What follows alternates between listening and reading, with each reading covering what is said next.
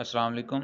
इस लेक्चर में हम बर्नौली इनइक्वालिटी का जो है वो प्रूफ देखेंगे और इसकी स्टेटमेंट कुछ यूँ है कि अगर x हमारे पास कोई भी नंबर है जो कि बड़ा है -1 से, अगर x हमारे पास कोई नंबर है -1 से बड़ा, देन ये जो इनइक्वालिटी है, ये जो कंडीशन है, ये होल्ड करेगी for all n belongs to n। तो इस इनइक्वालिटी को बेसिकली हम जो है वो बर्नौली इनइक्वालिटी कहते हैं। तो इसका प्रूफ हम जो है मैथमेटिकल इंडक्शन से प्रूव करेंगे। इसको मैथमेटिकल इंडक्शन से प्रूव करेंगे, जिसमें हम क्या करते हैं जी, सबसे पहले n इज इक्वल्स टू 1 के लिए प्रूव करते हैं और उसके बाद हम ये कंसिडर कर लेते हैं, ये सपोज कर लेते हैं कि ये जो स्टेटमेंट है n is equals to k plus one के लिए जो है वो ट्रू है। यानी कि पहले हम n इज इक्वल्स टू 1 के लिए ट्रू प्रूव करते हैं, अगर वो ट्रू हो जाए तो उसके बाद हम जो है वो सपोज करते हैं कि ये जो स्टेटमेंट है ये n इज इक्वल्स टू के लिए भी ट्रू है, और उसे लेके हम जो है वो प्रूव कर देते हैं कि ये n is equals to k plus 1 के लिए भी ट्रू है।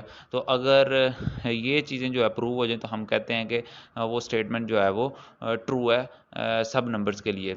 तो उसी थ्योरम को, मैथमेटिकल इंडक्शन को यूज़ करते हुए इस थ्योरम का जो है हम प्रूव करेंगे। तो सबसे पहले हम जो है वो n इज इक्वल्स टू 1 के लिए देखते हैं। तो n इज इक्वल्स टू 1 के लिए जब मैं n की जगह 1 पुट करूँगा, तो यहाँ पे जब मैं n की जगह 1 पुट करूँगा तो क्या आ जाएगा हमारे पास आ जाएगा 1 प्लस एक्स की पावर जो है वो 1 आ जाएगी, जो कि ग्रेटर दैन इक्वल्स टू है 1 प्लस एक्स। यानी कि ये फिर ट्रू है। इसका मतलब है ये दोनों इक्वल हैं आपस में, तो इक्वालिटी होल्ड कर रही है। तो इसका मतलब है ये जो स्टेटमेंट है ये ट्रू है for n is equals to 1। अब मैं ये कंसिडर करूँगा कि ये n इज इक्वल्स टू के लिए भी ट्रू है। Let this statement is true for n is equals to k. तो अगर ये n इक्वल्स टू के लिए भी ट्रू है तो फिर क्या आएगा हमारे पास, n की जगह अगर मैं k पुट कर दूं तो ये भी ट्रू होगा for all natural numbers k belongs to n। अब मैंने ये प्रूव करना है कि ये n equals to k plus 1 के लिए भी ट्रू है। अगर ये मैं प्रूव करने में कामयाब हो गया तो हमारा थ्योरम जो है वो प्रूव हो जाएगा। अब मैं कहता हूँ now we have to show this statement is true for n equals to k plus 1।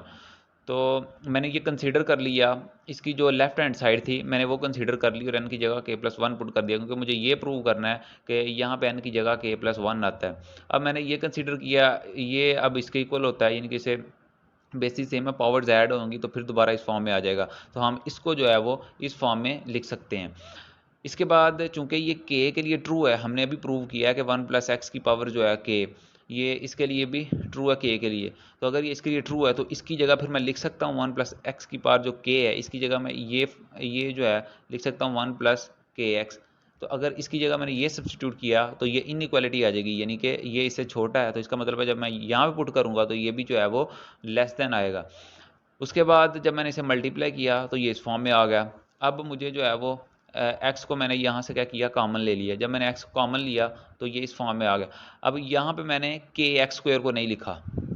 अब चूंकि ये हमारे पास एक पॉजिटिव नंबर है, ये स्क्वायर्ड है, और के जो है वो नेचुरल नंबर है विच इज़ ऑब्वियसली पॉजिटिव, यानी कि दोनों पॉजिटिव हैं। तो ये नंबर जो है अगर मैं यहाँ से ड्रॉप कर दूँ तो कोई फ़र्क नहीं पड़ेगा, यानी कि ये इनइक्वालिटी है, ये पहले इससे छोटा है। तो अगर कोई और नंबर जो है वो यहाँ से मैं उड़ा देता हूँ तो ये फिर भी छोटा ही आएगा। तो ऐसा मैंने क्यों किया, क्योंकि मुझे ये प्रूव करना था कि ये के प्लस 1 के लिए जो है वो ट्रू है।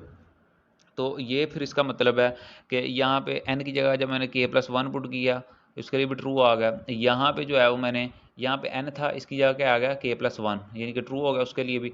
और यहाँ पे भी n था, यहाँ पे भी आ गया हमारे पास k प्लस 1, तो इसका मतलब है इसके लिए भी ट्रू है। तो इसका मतलब है कि n equals to k plus 1 के लिए ये जो है वो ट्रू प्रूव हो गया। तो अगर ये n equals to k plus 1 के लिए ट्रू है तो इसका मतलब है ये सारे नेचुरल नंबर के लिए जो है वो ट्रू है। तो यही जो है इसका प्रूफ था।